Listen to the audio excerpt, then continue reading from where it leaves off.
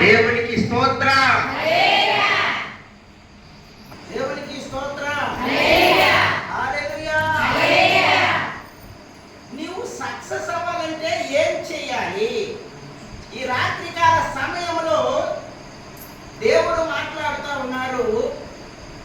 మహోన్నతుని చాటున నివసించు వాడే సర్వశక్తుని నేలను విశ్రమించువాడు. మనము దేవుని నీడలో ఉండాలి, దేవుని సంరక్షణ క్రింద ఉండాలి, దేవుని నీడలో మనము ఉండి మనము బ్రతుకుతా ఉండాలి. అంత సౌలు కూడా గొలియాతును చూసి భయపడ్డాడు. దావీదు మాత్రం ఇస్తాడు, కానీ ఇవిలేందే